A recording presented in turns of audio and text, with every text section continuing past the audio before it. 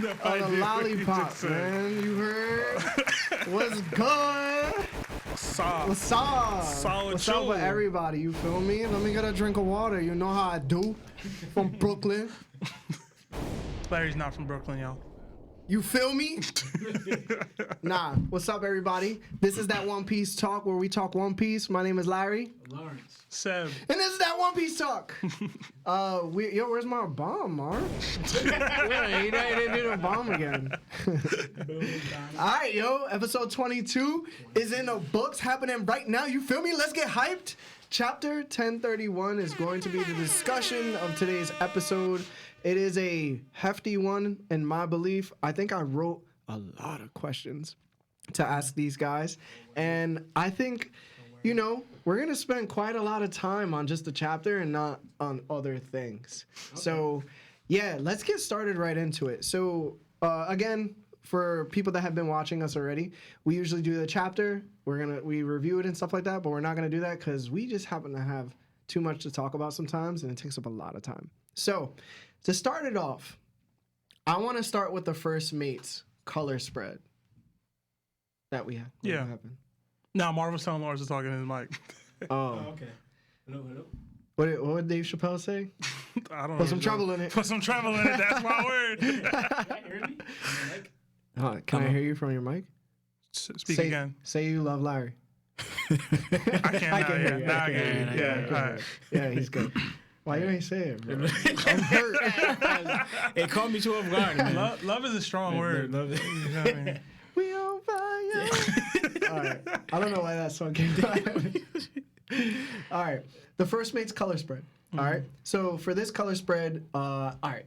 This comes strictly from Parvision, who's excellent. If you guys don't follow Parvision, please do. He's on YouTube. He has like one of the best analysis in the game to me, which is hard because there's so many other people that are pretty good. So for first mate's color spread, we have Rayleigh, we have Ben Beckham, we have King, Katakuri, Killer, Marco, Shiryu, Sabo, Beppo, and Zoro. So something interesting was pointed out by Parvision, right? Who has excellent content on YouTube for everything One Piece, like I said. That Rayleigh, Katakuri, Killer, Marco, and Sabo are all facing left. Those facing right are Ben Beckham and Shiryu. The only person not facing a direction is King. Parvision states that everyone facing left is an ally or is in support of the Straw Hats. And those facing right are soon to be enemies of the Straw Hats.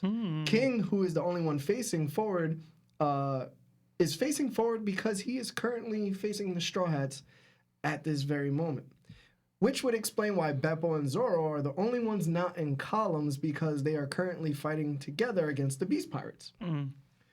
What are your thoughts on this? Does this hold any credit?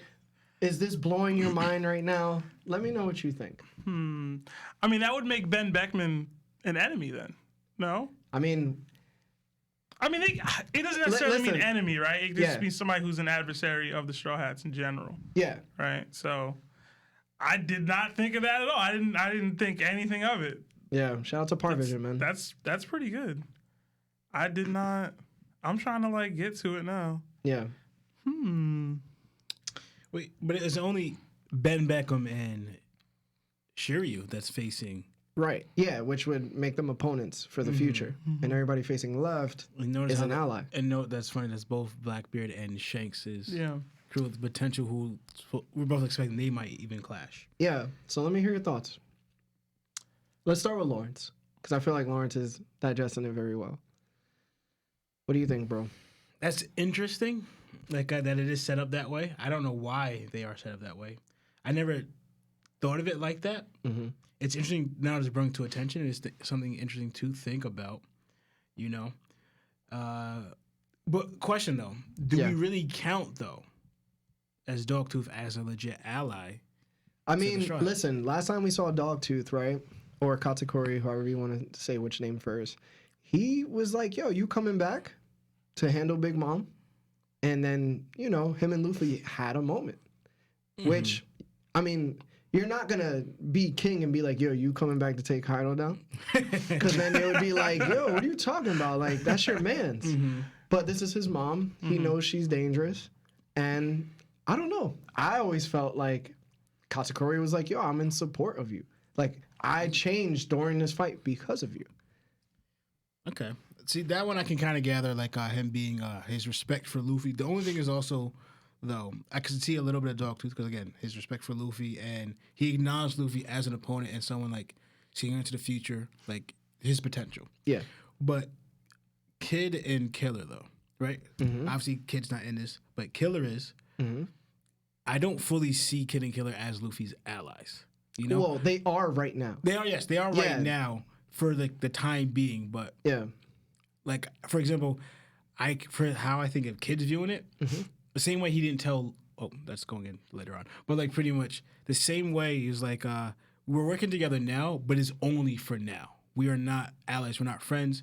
We're probably going to fight. We are going to fight after this. I think how Kid views it, we're only like, we have a mutual goal for this moment, but we're not boys. We're not allies. Yeah, 100%. You know? But I think you're thinking too far into the future. Because that's like saying, at this point, do we have enough story for Kid and Law to be adversaries to the Pirate King at that point? Which, that's not what the story is centered around. So I get your perspective that would soon have to happen, which would make this color spread invalid. But I think for the time being, on the road that we're going down, they're going to be adversaries after he becomes Pirate King, most likely. Okay. What do you think, Sebastian? I don't think it's all that or indicated of who's going to be allies and who's not in the future or fighting, etc. I just think Oda was trying to get this off because it looks cool. And if they all looked in one direction, it'd have been weird. So like him just mixing up the directions that they're looking, it makes it smoother. It makes it more natural to me. And also, they had that little sketch of this and how he came about creating it.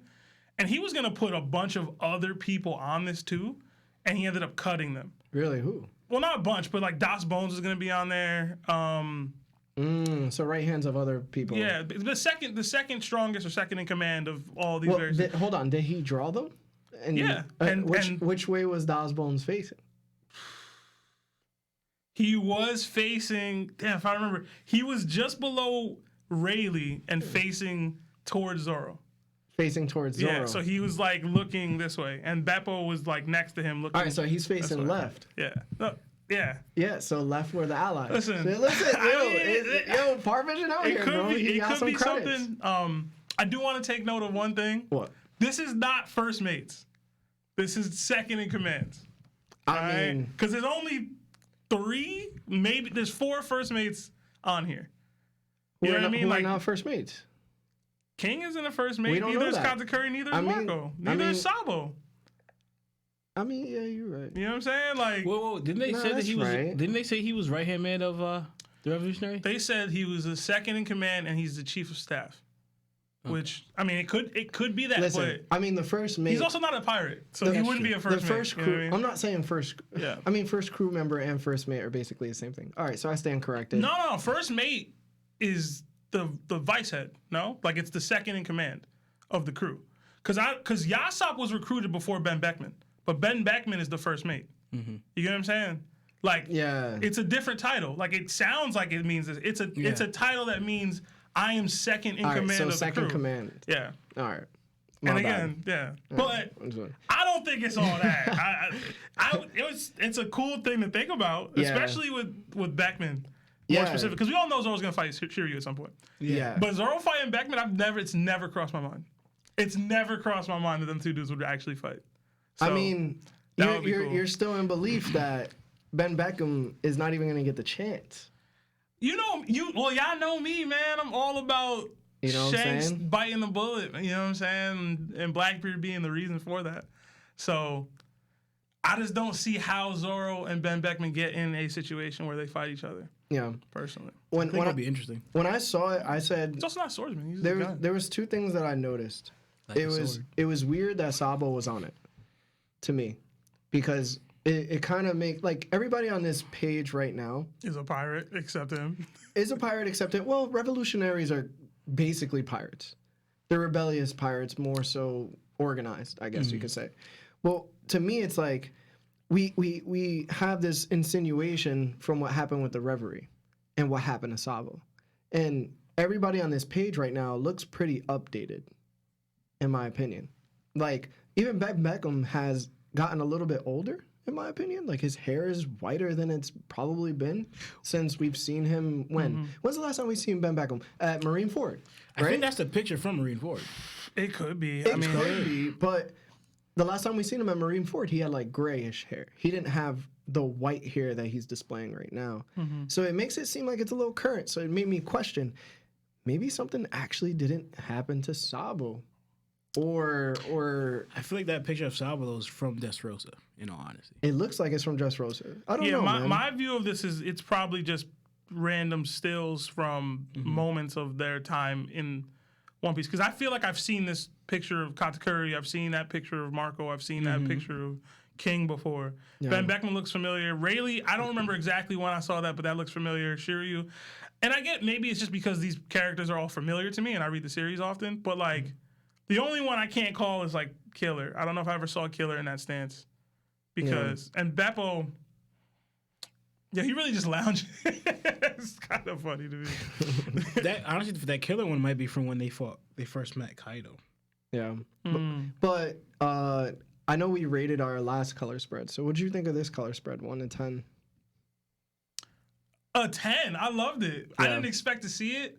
And it wasn't a 10 originally when I saw it. But when I read the chapter and the end of the chapter, it reinforced the color spread to me. Okay. So I'll get into that later. But I thought it was dope. Again, it was something I didn't expect. I don't know if it was for a fan request or if this was something Oda had planned for a long time or if there's a special occasion. But this was really, really dope. Like the number 2s of all these different like criminal organizations and stuff. Like it's kind of cool. And Zoro's like... The one thing I really did like about it is something I learned afterward is that Zoro's doing the same face that Oda drew for Musashi. Not the same exact face. But the same kind of stance. Yeah. He drew for Musashi from Vagabond, and I thought that was really great. That little callback to that. That was cool. I gotta see that picture. I don't know which one that is. I'll send it to you. It looks cool. Yeah, it is. It's a dope. What about you, Law? I'll rate it an 8. An 8? Yeah. Okay. I rated it an 8. Only because I guess I want to know. I guess maybe I want Oda's idea of why he put this all together, like a little more. Okay. Pretty much. Tired of all them Sanji fans saying that he's the right hand. That's probably why. I would rate it 9.5. I feel like there is something that could have really threw it over, like to a 10, but it's missing. But I don't know exactly what it is. It's the number 2 of the Marines, whoever it is. Yo, low key, Kobe should have been on here. Kobe? Yeah. Why would Kobe? Yo, go to the next question. Number 2 Kobe? for what? I'm the Kobe fan. This man said Kobe. Like Kobe Bryant? Is that who you mean? Listen, man. It wouldn't make sense. Listen, Number bro. 2 to what? Yo, like he's Listen, not. bro. Listen. He's definitely not number 2 to guard because that's not a thing. Yo, Bogart should have been on here. Bogart. All right, anyway. All right, next one. So the next subject is going to be Long Kid versus Big Mom. All right? So I didn't want to go into too much because I feel like I went too deeply into thinking like, I don't know, what it is that makes this so special when it kind of was underwhelming to me in a way. So how did you both feel when you saw Big Mom get up after the attack she received from both Law and Kid's awakenings? I was hyped because one, we all knew Big Mom was alright. Like the fodder, because they don't see Hawk's strength displays all the time. Even though they basically live with Kaido, so they should expect a Yonko should have been good from this. But whatever. They're like, oh, Big Mom's dead, and I'm like, LOL. Like, are you kidding me? Like, I saw Whole Cake, right? None of this kid. Yeah, word. So it was cool to see her get up. I don't know if she just flexed and negated Kid's like magnetic abilities because she doesn't seem like she's a magnet anymore. But I really, really like that we brought back her like stealing souls because like she don't be doing it enough, man. Yeah, she don't. She don't. Like it's the Hawks' thing, and I get that you can only do it versus people who are scared of you, and these people were scared of her. But like, I love the soul techniques that she has. Yeah, the callback to the Oshiruko, which was stupid. I didn't like that. I didn't like that. That's like a black stain on the series for me. But whatever. I did really like that she utilized her Dofru in a way we'd never seen before, which was taking a piece of her own soul and a year's worth of her own lifespan and making herself like bigger. It reminded me of Moria when he did Shadow Asgard. That was my next question. Yo, it was like, I was like, yo, but she didn't just make herself bigger. It looks like Napoleon's bigger. It looks like Hera's bigger. It looks like Prometheus is bigger. She like put life into some of those steel beams. Like Big Mom went full like second stage boss on them. Like, you know, you fight the boss and like it's a final battle and like you get to that little marker on their health bar, and then like they rage out, and then they get bigger and stronger, and now they're harder to beat. You gotta find a new way to attack and hurt them. Like she got flame coming out her eyes. She did mention that this is the first time she had gotten hurt like that in a while, which I guess that makes sense. They didn't seem like they were facing much like turmoil on Whole Cake Island consistently, but I really like when Big Mom's in this menacing mode, like, and not in some I'm trying to chase after cake. She's like, nah, I'm gonna fuck these kids up. Yeah. You know what I mean? I really like that. I do. And the tension is getting there with Law and Kid because they're like, yo, like we're already using the best stuff that we have, and she's just getting stronger. Yeah. So it's like, what do we do? You know what I'm saying? Like, I like that. So I'm interested in that. What about you, Law? Like, agree with Sebastian. Like, there's no way I thought Big Mom was gonna be down for the count for this. And like, whoever thought they were, you was tripping. And the people in the show, I was like, really? Like, I think you can't forget who y'all looking at right now. This is Big Mom of the Listen, Yonko. man, the story's been written pretty badly regarding them. So listen, the tanking ability is always gonna be there. They're gonna think this, bro. But honestly, I feel like sometimes they like Sebastian was saying, they don't really understand the strength of the Yonko. Because remember, going back even before this, back at Dressrosa, the King's Punch, they even thought that was a possibly not defeating Yonko, but like dropping one. And I'm like, no. Yeah. Like, I don't care how strong it was. We see it's like clearing out everything. And I was like, that's still not going to drop. You know what? You know what I'm saying? It might have. Nah. Put it this way. Luffy technically dropped Kaido in their first encounter. He dropped him. Yeah. Kaido ate it. He didn't get affected by it, but he did hit the ground. Don't use that context because the context they were saying it for that King's Punch was like, yo, you're going to make them drop to their knee. Like, oh, you hurt me. Nah, like, that's not happening. That actually hurt without real. Come on, Sebastian. They don't know. That's why they said that. Listen, man, it's all right. So pretty much, seeing her getting up, I was just like, of course. And I don't know how she tossed that one beam underneath all the other beams. Like, I don't even get how the physics how you did that. It was just like, huh. And then they're all just looking at it, and you're still buried underneath all that. And now she just stands up, and all this falls off her. Yeah. So pretty much, it's like, so for me, I was like, of course, this is Big Mom out here. One thing I'm not gonna kind of bothered me. Maybe it's because I don't know. You were actually bothered by something? Well, I mean, I'm always bothered by something, but it's like usually I accept. Lawrence's name is actually short for Larry. No, it's the other way around. He just became Larry. Tell me what's bothering you, bro. Only because like you already know how high of strength I hold the Yonko, right? Like when Luffy got one shotted, I was like, of course. Like I called this. Yeah. You know? Taking a year off your life dealing with kid in law, I was just like, tell him, Lawrence. Tell him. Listen. I don't think I was gonna bring it up. I was like, I was gonna bring it up. It's not necessary for you to do this. Like, you know? Oh like, my I didn't understand it. I was like, because also too, yes, she got hurt a little bit, but also, yes, she said it wasn't in a while, but of course, you don't get hurt a lot. How much it took for them just to get her, for the bomb to explode, just drop on her knees in that little bit, showing how hard it is just to get you even vulnerable, Big Mom. Yeah. You get a little hurt. Yeah, it's probably been a while, but obviously you could handle. This is nothing to you, you know? Yeah. And you taking a year off your life, like, I'm like... How can you say it was nothing? She was bleeding. She literally said, I haven't been hurt this much in X amount of time. Yeah, but that's because it shows how strong she is. You can't say it was nothing. You can't say it was nothing. And again, there was a moment in the chapter previous where Big Mom was no longer in control of her body. That is a very, very, very, very, very, very rare instance for her. So that kind of stuff happening, it's like, nah. I got it. It's wild to do. she already up there in age. I wouldn't be doing that kind of shit. But the other thing, she manipulates souls. Like, she can probably add years to her life anyway. Like, I didn't have a problem with it personally. It's the display of strength that's already been shown. Yeah. That Lawrence is having, and he's finding an inconsistency, which is something I do.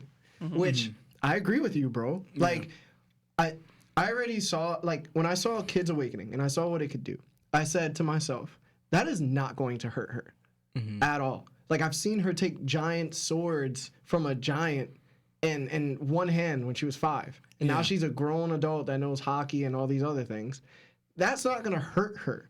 It may slow her down. It may impel her. Cool. But is it going to pierce her? No. She's not going to feel anything. What really hurt her was Law's attack. 100%. Yeah. That's cool. I was like, yeah, Law hurt her. He stabbed her through the throat. That should have hurt her. Yeah. That should have hurt her. No, I would say, like, that was the only thing that could hurt her. But when it showed how Law's ability kind of did a lot of damage, I was like, I don't like this. I was like, I like Law's, but I don't like Kid's, because Kid kind of, I mean, if you're strong enough, you could just repel it.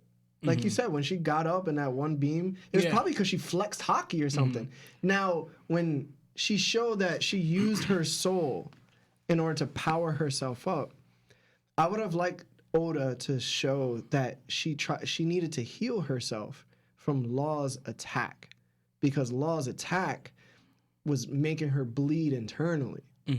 That would have made more sense to me than what is being shown right now. Now, I get it. Maybe my reading comprehension isn't up there. But from what I see, it's like, no, this is what it looks like. It looks like she took damage. A lot of it came from Kid, and she needed to use the soul. You mean Law? No, from Kid. Like, Law's ability was just shown she stabbed her, right? But the overall effect of this chapter was she was coming out of these steel beams. And, like, she was repelling these steel beams. You know what I'm saying? Yeah.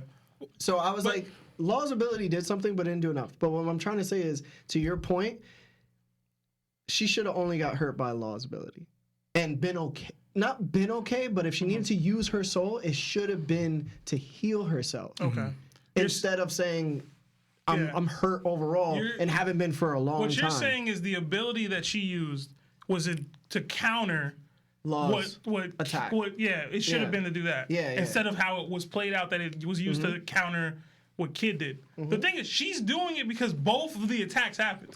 If Kid had just did this, she probably doesn't do this. If Law had just did what he did, she probably doesn't do that. Maybe you're right. She did it because she went, yo, for a second there, I couldn't control my body. And this dude can teleport stuff into me and attack me from inside. Yeah. I was incapable of defending myself. I'm Big Mom. Yeah. That cannot happen. You know what I'm saying? So now she's in a mode, I mean, I could be wrong, where that stuff isn't possible anymore. That kind of manipulating my body, no, that's not happening. We're not doing that. And I didn't have, like, the thing is, I know most devil fruits don't have these, like, taxing situations that make you lose strength or life or whatever. But, like, Luffy's does. Yeah. Like, his gears make him weak, like, it causes strain on his body to the point where he's probably going to die because he's been using it so much, right? Why can't Big Moms have something like that? Well, that's what I was going to say. Do you think what she just did was her awakening? No. It could be a move in conjunction with it, because I don't think awakenings are so cut and dry anymore, where it's like, oh, I can do this thing now. You know what I mean? And Big Mom has such a weird devil fruit. Like, it could be an awakened technique, but it's probably not her full awakening. Like, she can probably do something entirely crazier than it is. Yeah. Like, honestly, I think she can probably come back to life, like Brooke did. Honestly, only Anel could do it. Honestly, I've been thinking about it. Like, because I was thinking about it too. Like, I was trying to make sense in my head. And this is why I usually accept a lot of things that Oda does, because I try to make it sense because he wrote it for a reason. You know, I don't give him that. Because like, think about, like, for example, like, so like Law's ability obviously affect her on the inside, right? And we all know, like, that could have made her vulnerable to take more damage from Kid, because Kid said, "Back me up, support me," right? So just like how the same way where they tried doing it previously on Whole Cake, making her vulnerable. That's what Law did. He made her vulnerable from the inside, which if you're vulnerable on the inside, it would make you vulnerable on the outside, right? So it distracted her. Then, like Sebastian said, it made her an ability to not to defend herself. Yeah. So right here, she couldn't. She lost control of her body. So now you're getting hit with a bunch of, which really, of course, in real life that would kill somebody. Just one of them would kill somebody that landed because those are steel beams. But initially, it would give heavy damage to a lot of people. This one, you're not in a position to hockey anything, right? Like even the bomb that was coming towards her and on Whole Cake, she was able to blow it up with her disposition. You know, her conquerors. She wasn't able to do that here, right? So now you're not only you just took an attack that hurt you from the inside. That makes you vulnerable from the outside. You're left vulnerable by you can't even block any vitals. So you're getting hit with a bunch of stuff from all over the place. So that means your vitals are kind of open. Your eyes, your throat, everything. You're getting hit with all that. And also, too, it's not like a normal hit. It's not like I just threw something at you. It's also you were magnet, you know? So I was thinking about how magnets work. For example, how they hit how they kind of like stick to you. Like they forcing, they have to touch, right? So that force is actually an extra force in itself to hit Big Mom. It's not like again, taking something strong and throwing it at you. Mm-hmm. It's an extra force that's gonna trying to penetrate deep inside you. I feel like that's got me thinking. Do you think that he changed the makeup of her physical properties then? No, when he did that? No, he just magnetized her. He probably created a field around her. Like a yeah, that makes sense. What that's so easily counterable. Because if Big Mom especially in One Piece. If Big Mom was like, oh, all these beams are sticking to me, okay, I'm just gonna run after you now. Mm-hmm. Now I have armor. But this is what I meant. She wasn't in control of her body anymore for a second there. No. You know what I'm saying? She's just not beat for that. Because the reason I'm bringing up, the reason I was thinking about, one, I'm still a little, I don't know how I feel about the one life thing, but could we also be underestimating the progress or strength of Kid in Law? No. Y'all are for sure. So let me ask you, because I know you brought up Gecko Moria, right? Mm-hmm. I got so much Gecko Moria vibes from her because I think we mentioned in the past that basically she's like a beefy Gecko Moria. We've always seen people have devil fruits that are similar to other people, and we could definitely say that the shadow ability is definitely like the hocus pocus ability that she's doing right now. So I was thinking to myself, damn, man. Maybe there's some credence to Gecko Moria being Kaido's rival at one point. Because let's say he never lost his willpower and he just kept going and going. He'd be kind of similar to Big Mom, but it wouldn't be as easy to be as powerful as Big Mom because her ability makes her so conveniently powerful. You know what I'm saying? It takes effort to get somebody's shadow and stuff like that where it's no, you're scared of me because I'm this strong. I'm going to take yours. You know what I'm saying? Mm-hmm. Dude, I totally agree with you on this. No. Moria, he could have been. I understand. Moria was an up-and-coming rising rookie that was rival to Kaido and whatever. And Kaido killed his Zoro, his Sanji, his Jinbei, his Nami, in front of him. And it broke him because they all died. It wasn't I'm weak and I gave up. It was, I wasn't strong enough to protect anyone in my crew. And it wasn't I'm the main character and some random teddy bear dude teleports me away, so we're good. It was, they're dead. I have to live with the fact that I was the captain, I led them here, they were my best friends, and now they're dead, and it's my fault. Because I wanted to fight Kaido on some samurai island one day. Right? So, Moria dealing with that trauma, his entire perception of who he was and how he should fight changed. And that's why he was as weak as he was. He could have been... the shadow ability is so broken. Yeah, it was He could have been he took out Oris Jr. in a second. He could. I don't want to say Yonko level because he still needs the hockey and stuff. Marineford. He took him out. Well, there was a lot of stuff that went down. I mean, it did, but realistically speaking, the thing is, you look at Moria as the shell of what he was, right?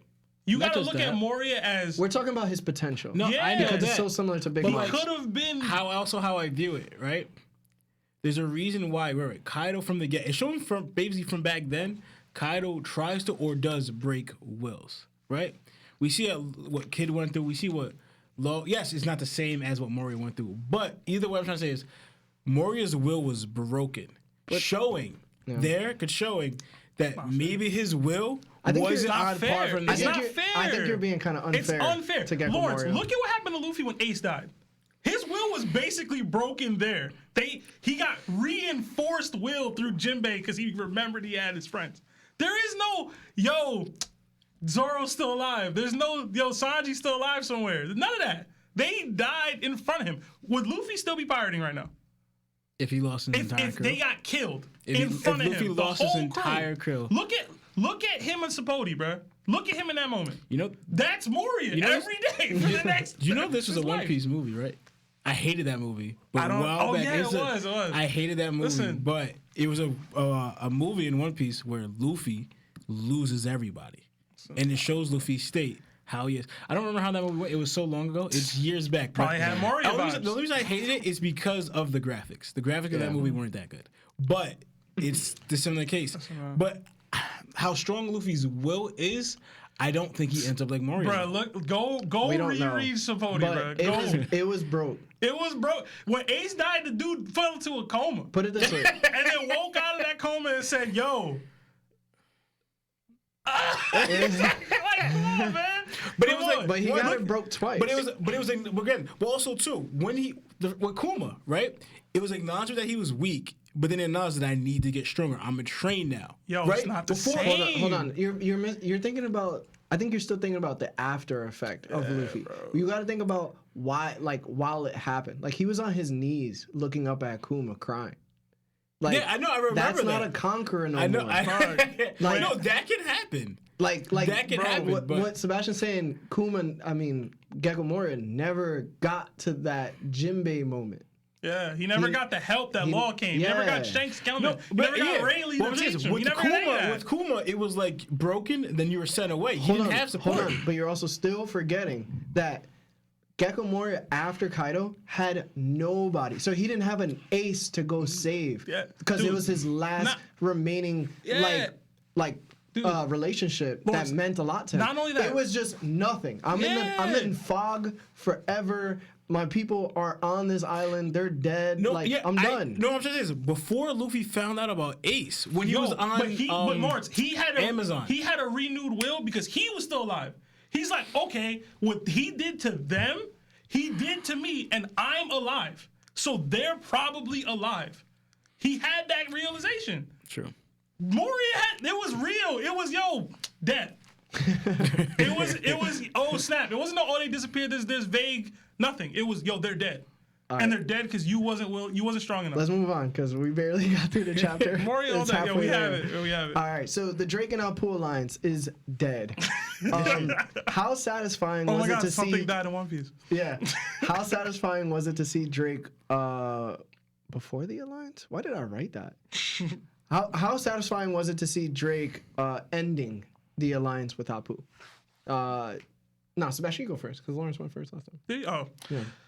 I like that it was a reference to Luffy. I did like that because Luffy took him in on a whim and was like, I'll ride for you. Yeah. You know what I'm saying? And he had that callback with his conversation with Kobe a couple chapters back when he did join Luffy. And he knows and I was thinking of why, and it's like Apu's game plan is to take out whoever wins. If it's Kaido or Luffy, right? Like that's what he said last chapter. Whoever wins, they're going to be easy pickings, and we're going to take them out. And Drake's like, I'm not a piece of shit. You know what I'm saying? Like, I'm not just going to violate Luffy when he just held it down for me when he didn't have to. Yeah. So, I like that. Like, it shows Drake isn't just a grimy, opportunist like Apoo is. So, I like that. And again, he was saying, I'm going to take you down for Luffy. You know what I mean? But I did like that he did that because what are they gonna do, bro? They're gonna betray each other later on. I didn't care for them joining together as an alliance. I didn't know where we were going with that. I think I went too deep into it last week anyway. I didn't know we were going with that. So it's good that it's over. What about you, Law? What do you think? Do you like what's happening between them? Yeah, because honestly, it just shows it's not Drake's not an opportunist, but also how clear-headed Drake is. Because obviously, without a doubt, Apoo's not to be trusted. You don't know, there's no way to be on his dude's side because he can literally, he's only out for his own agenda. You can't rock to his beat. You get it? Chicken. What does he do? What's his thing? Chicken. I like Apoo. Fake DJs out here. No, get it. I actually do like Apoo. He's funny. No, but pretty much also too, right here is proven because remember Zoro questioned his character as in what Sebastian said.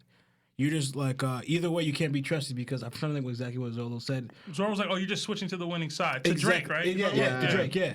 So right here, this way he has no guarantee that Luffy's gonna win. But going by what relying on what Kobe said onto what about Luffy, he's putting his lot in with Luffy because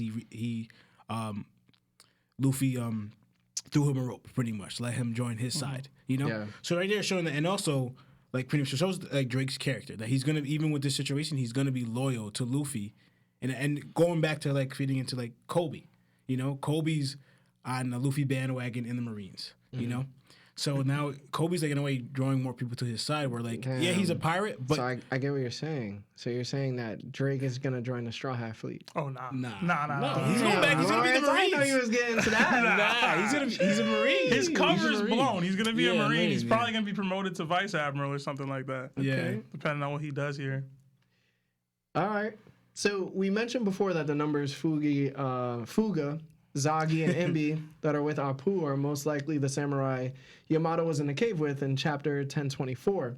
After seeing Yamato crash the Apoo and Drake fight, and we see Fuga chase after Yamato, does it add any credence to our theory that these samurai are in fact these numbers? Yes. Like, I love it. I absolutely love it. I love it. And not only that, I think Yamato says that this is like the Owato chamber. I think Owato means cave, so maybe I'm tripping. But that's the same cave chamber or area that they said the samurai were in, like a cave chamber. You know what I mean? Yeah, I'd have to go. That. It's in I don't know if it's the official or not, but it says Iwato Chamber. And like back then they said, oh, they're in the Iwato Shrine or whatever. Like they're in that same area. I gotta see that. I gotta look at it again. I'll show it to you. Yeah, if I can find it. But I mean, I just gotta see that one samurai's back, bro. If he got a tattoo, it's a wrap. It's a wrap, right? But I feel like his hair is longer. What's I just up, hope Lawrence? it's not. He gonna complain about Zoro's dad and all that. I don't want it to be Zoro's dad. I don't. I'm fine with it being those samurai, but if that was Zoro's dad, I'm not cool with him just being this. I agree with Lawrence. I feel like his dad should have a bigger role than that. It don't gotta be his dad. It can be someone Sanji's else. dad is out here. What's Sanji's dad doing? What he doing? What Judge doing? Sanji's dad was crying. Yeah, bro. What No, you talking about? but like he's an accomplished person. This dude, he you. runs the I get Germa. He was once accomplished. He's a weapon of strength. Like he has a whole like nation, like an army behind his back. He's doing deals with Yonkos. That means he's on Yonko radar. You know, Luffy's father, the leader of the revolutionary. So I'm a drugged up number. Like you saying, you know what I'm saying? It was the same line with Ryuma and before like the Shuma. But does that not? I mean, Zoro's backstory, unless it gets fleshed out again in Wano, has always been underwhelming in comparison to Luffy and Sanji's backstories. So like, why his dad got to be some special dude? Like Zoro again. I'm not saying crazy special. Zoro, but like he just wants to be an even level at least. Yeah, or why? Because like Zoro's gonna be Zoro. It doesn't take away from who Zoro is. So why does it matter if his dad got turned into a number? No, I'm not talking about Zoro here. I'm talking about his dad. Maybe he's. I'm saying his dad should be stronger. Zoro's dad his dad should be stronger than this. Is what maybe Lawrence is figuring out. Stronger than what? He's probably seeing an inconsistency that we're not seeing. How? Because most I don't remember off the top of my dome, but have we seen somebody, their father, be like weak, and then them be weak, or them be strong? You get what I'm saying? Like, Drake's dad. like for example, right? Zoro, Doflamingo's dad is weak. No, but he was strong in will. Because he was dumb. All right, you could call it, but he was strong in will. He chose to do something that defied the gods. Yo, but he didn't even stand with that conviction after they went through some stuff. He was like, yo, I'm sorry, I was wrong. You know what I'm saying? Did he? Yeah, but that's he was his family stuff. I mean, yeah, they was going through a lot. He was gonna beat. They're gonna beat the crap out of him. Of course, you're a celestial dragon. And it was his kids. They were gonna kill his kids. So he might have thought it was wrong at that point. But overall, he defied something. He had the will to do so. When shit was sweet. And then Yasop, Usopp, and then we have Dragon. Usopp is weak, and his father is strong. Luffy. But Usopp in his own right is kind of strong, plot wise. He's stronger than your average Joe. Yeah. That. But what I'm saying right now is like Lawrence is noticing that you can't like have Zoro be this strong and then have a weak father. Especially who was a swordsman. This Let me is ask you the a question. problem. Let me ask you a question. Let me ask you a I'm question. just the saying problem this with might what be you're what saying. he's Wait, saying. let me ask you a In no question. way, Is this hold what on. you're thinking? In no Like, in a way, way? in no way is this man losing a fight to Kaido and getting turned into a number after that fight. He fucked out twice and lost twice. There's no way that makes you weak. Sebastian, In let me no ask you a world question. is Let me ask you a losing to question. Let me ask you a question. Kaido the definition of weakness. But it's not just to do with the weak. It's just like, do you see? Let me ask you a question. Can you see this happening to Zoro? No, but he's Zoro. You know, big question, right? What did they say? What did what's his name? That Yakuza. He said, doesn't Zoro remind you of somebody? They said he's a spitting image in fighting style and in strength, right? Of his predecessor. Who are they talking about? Okay. Either his grandfather or his father. Okay, let me ask you two things. I'm gonna ask you two things right now. Would Zoro be able to beat Kaido in a fight? No. Okay, so he already checks the I fought Kaido and lost bar, right? Yeah. Has Zoro been captured before? Yes or no? Yeah.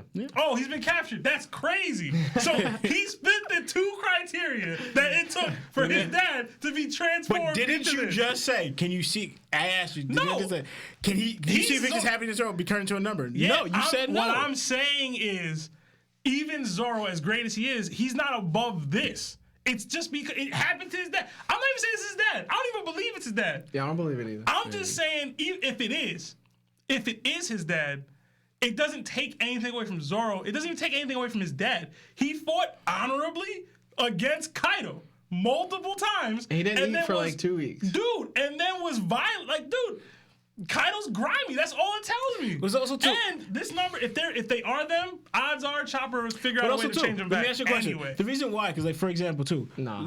Zoro, right, is in a way is supposed to like be someone that's kind of like Important. important and rival even Odin's strength, right? Uh-huh. Using his sword. Wouldn't his father? The line of Ryuma. Ryuma's probably stronger than Odin. If that's your problem, Ryuma's stronger than hold on. Odin. Morris, if that's right? your Or problem, was? then you should have already been mad that he lost to Kaido in the way that he did. Him and two other dudes that were supposed to be strong went after Kaido and lost. You should So already be mad. Odin 'Cause- lost though. But Odin was fighting Kaido's entire army, right? With just his 9 scabbards and Shinobu. And one of them wasn't really, I mean, I guess Kanjuro probably wasn't out here snaking at that point. But the circumstances that Odin was fighting Kaido were worse than the circumstances that Ushimaru and those 3 dudes were fighting Kaido. You do realize though that they were in a cave, starved out for like how long? They're nowhere near But their they full had strength. lost before that to get captured in the Yeah. first place. Yeah. And at that point, I'm pretty sure it was a war being waged on Wano between all the daimyos and their people against the beast pirates after Odin was taken out. So it's like, all right, we had our big war where we fought against them. We showed out in that war where Kaido thought we were strong enough and put us in this special different cave because we were somebody to look out for. Like, yo, if I could break the will of that guy, I could get him on my team. He showed that. But, like, that's not anywhere near what Odin was doing anyway. You know what I'm saying? Odin scarred this man for life. No, yeah, I know that, but the thing is, it was also different because it wasn't like because the father showed that he was a daimyo, right? He wasn't one of the thugs that Oda was just beating to get on his side. No, it wasn't that. You know, Oda's the son of the shogun. You know, I truly believe Lawrence is suffering from Ryzen. And you, I think for anybody that knows, Ryzen from Yu Yu Hakusho is like Lawrence's guy. And he is the great grandfather of Yusuke. Oh, man. So he might be suffering from that and how much he loves it. Yo, and that idea of it, and also the inconsistency of like fathers, you know what I'm saying? I still subscribe to the Green Bull is Zoro's dad theory, which is funny to me. Right. I just don't have a problem if this is Zoro's dad. It doesn't take away anything from Zoro's All right, character. hold on. Last question. Okay, go ahead. No, last words on this. Now, I was gonna say the Green Bull for Zolo's dad. I only dislike it because I feel like it takes away opponents for the Straw Hats because I want them to fight the Admiral. But at least there is like, all right, they're showing that Zolo's dad would be Admiral level. You know, at the very least, like around there. Like I'm fine with that level. But I don't want them taken away because I always said what I believe. Luffy fights the Fleet Admiral while the the crew, like, they fight the 3 admirals. Zoro, Sanji, and Jinbei. Or Yamato. Yamato, one of them. Sebastian agreed with that, but Luffy fighting 2 admirals. no. All All right, so what happened? let's keep it going. So real quick, because this was such a short part of the chapter, but CP0 made their move towards Robin. Were you surprised by them moving this early before all the fights finished, especially between Luffy and Kaido? No, Robin's still Robin. You know me, I always thought her bounty should be higher. The focus on obtaining her should be higher 24/7. I feel like it would get tiresome if it was every arc. But low-key, every arc that Robin's in, people should be going after her at this level. When we're trying to be Pirate King, we're trying to dominate the world and stuff. So the second Lucci was like, yo, go after Robin, I expected them to get off the ass and go after Robin. Because they can still capture Robin and then just be like, all right, yo, Kaido won. Or all right, yo, Luffy won. We got the thing that we need. We got the actual goal is her. We might be able to occupy Wano. Maybe. If things shake out right. But we can go get her. She's with Brooke. You know what I mean? I did like that the dude was seemingly using telekinesis to make a dude float. Did you see that? No. What is that? He tosses this dude like nothing. He's like tossing this dude like a ball. Either he grabbed him or threw him, or he just went. Well, that's probably his devil fruit. I don't know what's going on. That's I did also definitely his like the devil hype fruit. that Robin gave about them with the masks. I did I not. thought that was cool. I thought that was just they wore a mask in Water 7. Yeah, but they weren't CP0 then. Those So just they just be rocking masks. That sounds like it's defeating the purpose of telling me I'm elite or not. So man. All right. Anyway, Mask was different. you gave your opinion. Law, did you give yours? No. Oh, what did you think? Not to me. It's a smart strategy wise because amongst all this chaos, Hell yeah. eyes are not on Robin. Ships are coming. You nab her up and then put in the ship. That's done. Then you focus on that's one objective. Then you focus on Wano. Like, all right, who's winning here? Who do we have to take out to secure this? But you got the main point early. You finish that. So that's just smarter than the acting now. They move really quick, but they're secret agents of the government. This is how I expected them to move. Right. Okay. Yeah, sure. What I think about it is I didn't like the whole mask thing because it confused me with Water 7 and them wearing masks. And I was like, well, they were all wearing it, even though they were double agents. I understood. Yeah. Maybe that might be the reason. But bringing it up now, I was just like, they rock masks. Like, that's what they do. Like, it's cool. Yeah. Other than that, I agree with Lawrence. Like, it's the most chaotic time. You're not going to take her when Luffy and them are done fighting. Exactly. Like, they're probably going to all be together. Right. And you're going to have to fight them while they're tired. You're probably going to have less success than right now. So I agree with that. Let's get to the meat of the chapter. Even though we have 12 minutes left, let's do our thing. So, Sanji's request. That's the topic right now. So, we get back to Sanji and Sanji's dilemmas. It seems like things are only getting worse for him. He blacked out while running from Queen and was shown possibly hitting a woman, but doesn't remember doing the act. Do you believe Sanji put feet on this geisha? That hands, feet. Oh man. He put feet on this geisha. He Let's start with Lawrence, because Lawrence did that flying knee. No, I'm kidding. I don't think purposely. I kind of feel like he... Not purposely, but do you think he put his feet on her? Only by running into her. Because it looked like to me, what I understood is that he was deep in thought and stressed out about, like, I'm going to change. I'm not going to be who I was. I don't want to be like my father. I don't want to be like my siblings. I don't want to hurt women. I don't want to do this. I want to be who I am. Like, so then he was so deep in thought that, like, because even when that girl was saying all that stuff, it shows Sanji's face. And we already know how Sanji normally reacts to women, especially women in distress. He didn't react to that at all. It didn't look like he was running, though. Like, he was running towards her. It seemed like he stopped, yeah. And then he stopped. Yeah. It doesn't look like he kept running into her. But what do you think, Seb? Sanji roundhouse that bitch. I hope he didn't. Yeah, but same. It also brings out the depths of his inner conflict. Like, that was the point, to have this conflict. This is what Lawrence brought up before. Yeah. When you talked about him running. He's like, this is why he was running for Queen, because he was losing himself. He thought, I could be a person that does this. You know what I mean? Like, if I truly change into one of them and I'm like them, I could hit a woman, and then for it to be like the thing, because again, this Sanji's character is a lot of things. He will never do this, and now he's doing this potentially. Now, as for whether he actually did hit this girl, I don't know, and that's good on Oda because now we have to think about it. You know what I mean? We have to. Because it would have hurt me to see it on panel, to see Sanji kick a woman, but it would have brought it even that much deeper. It would have got dark. It would have been crazy. It would have got dark. But I don't think he hit her. If I had to bet, I'd say no. Yeah. I don't think Oda would do that to him. Yeah. So. I agree. I don't think he hit her either. I think we're right on the money on this. Actually, like I do not think that he hit her. I think something else happened. And he just didn't realize it because he's having these inner thoughts and his observation's probably not working at this point either. And he's basically indestructible, so like he doesn't feel like he needs to use it anyway. But that's just my opinion. If Sanji does indeed black out and hit women, do you think Luffy will still want Sanji within the Straw Hats? And we'll start with Sebastian. Yes.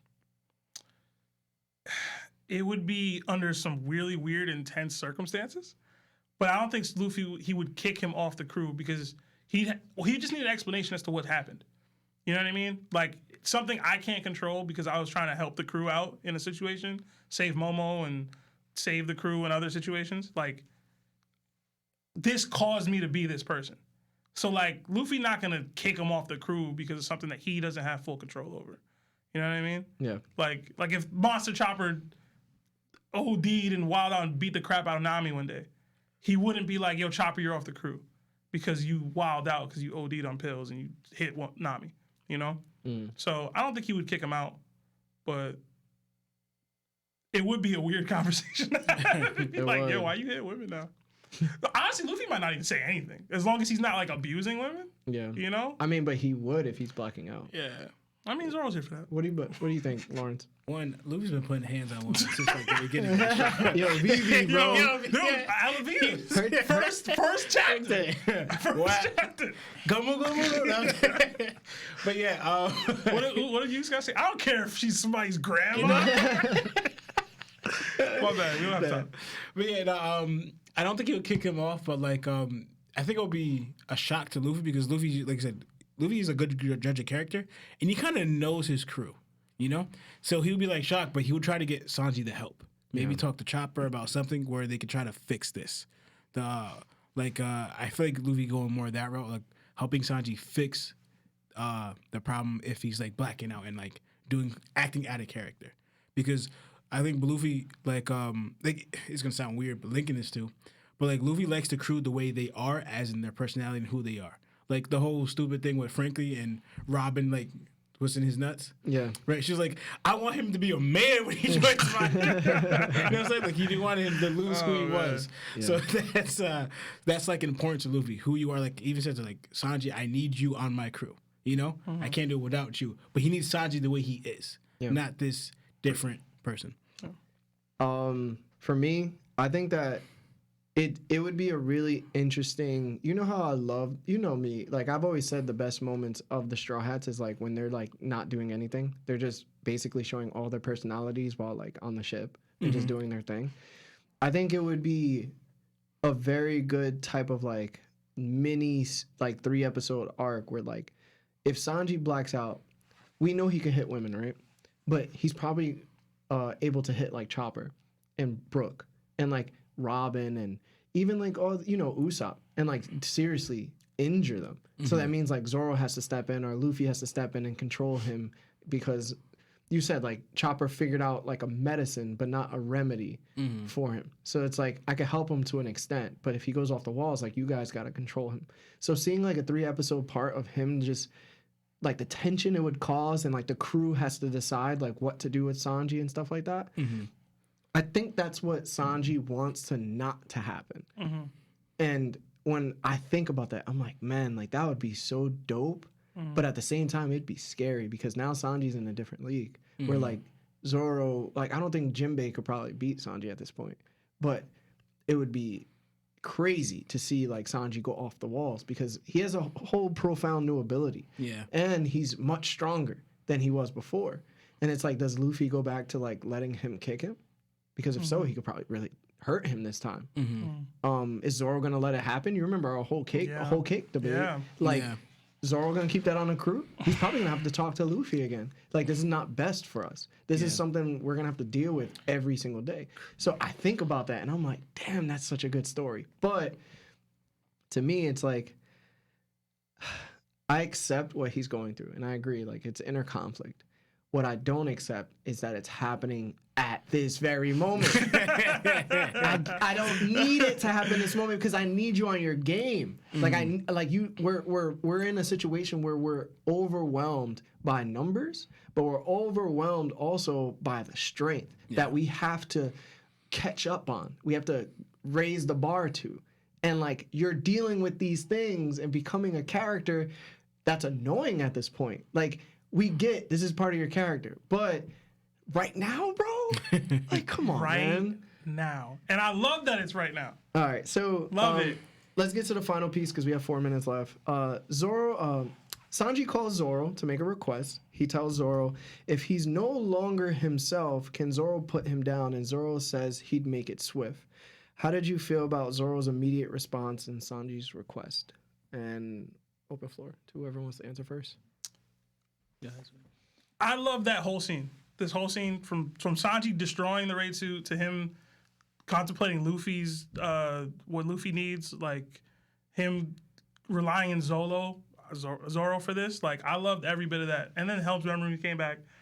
It was great. Even Zoro, like, realizing like he doesn't know what the hell's going on, but having that quick like, yo, just make sure you don't die until then. You know what I mean? Like, giving him that reassurance, like, yo, I'm gonna be there. Yeah. Even if it's in his macho asshole kind of way. Yeah. You know what I mean? Like, I just love that dynamic. That is Sanji leading out to his vice captain because he knows Luffy would. He reached out to Zoro because he knows Luffy would never be able to do it. He'd never be able to actually kill him. And as we're saying now, nobody else in the crew is strong enough besides Luffy and Zoro to do it.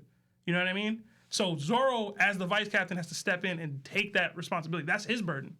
The same way that Usopp's burden, like a Luffy's burden with Usopp, that would be Zoro's burden to do what Luffy can't do in killing Sanji, if need be, for the crew. And I love that. I loved every bit of that, bro. I did.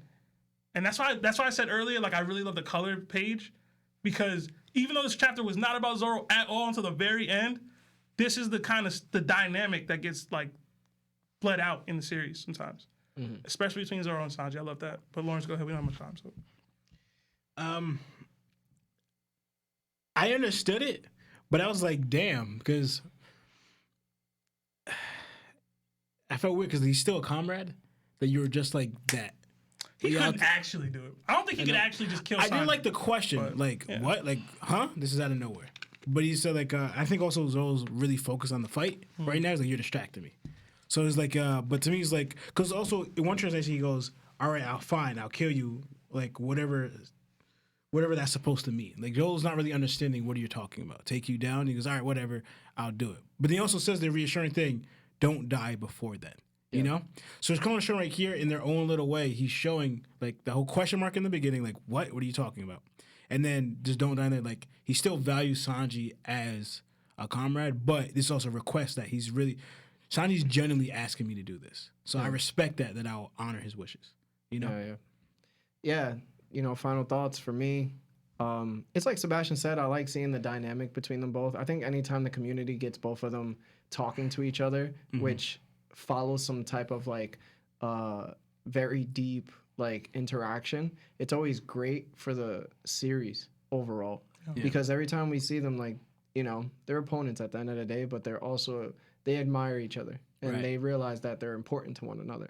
So I think that it's going to be a very strong moment if it does come down to that, but I don't think it's going to, because like I said, he didn't hit that chick. Yeah. But the fact that he broke the suit was immediate, he's not as far gone as he thinks he is. Because if he was, then he wouldn't have broke the suit. Yo, real quick, because we gotta wrap up. Do you guys still think Sanji has invisibility?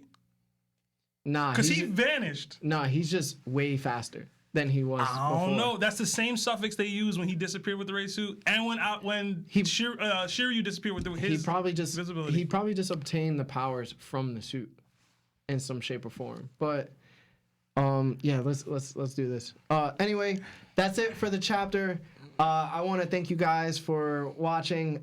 Please like, subscribe, comment, and share out to all your homies or chicks. But thank you for being with us today. It's been a pleasure. Jana!